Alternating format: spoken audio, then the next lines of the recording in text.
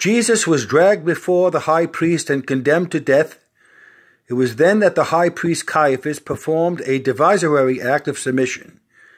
He sent his prisoner to me to confirm his condemnation and secure the execution.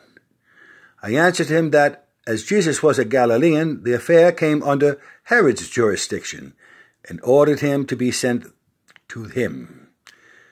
The wily tetrarch professed humility. In protesting his deference to the lieutenant of Caesar, he committed the fate of the man to my hands. Soon my palace assumed the aspect of a besieged citadel. Every moment increased the number of the malcontents. Jerusalem was inundated with crowds from the mountains of Nazareth. All Judea appeared to be pouring into the city. I had taken a wife from among the Gauls, who pretended to see into futurity. Weeping and throwing herself at my feet, she said to me, "Beware, beware, and touch not that man, for he is holy. Last night I saw him in a vision. He was walking on the waters. He was flying on the wings of the wind. He spoke to the tempest and the fishes of the lake. All were obedient to him. Behold, the torrent in Mount Kedron flows with blood. The statues of Caesar are filled with geminide. The columns of the interim have given away, and the sun is veiled in the morning like a vestal in the tomb. Ah, Pilate even awaits thee, if thou wilt not listen to the vows of thy wife.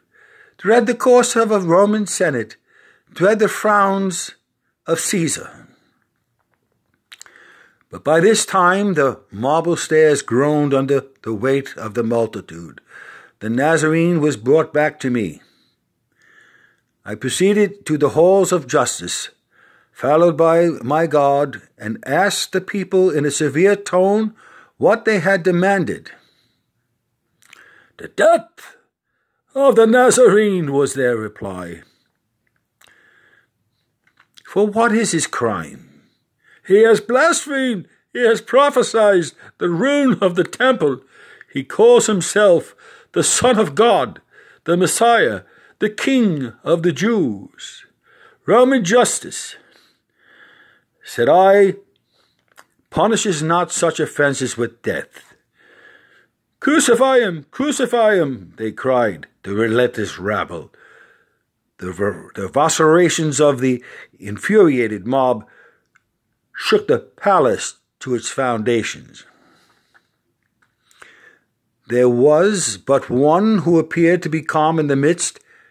If the vast multitude, it was the Nazarene.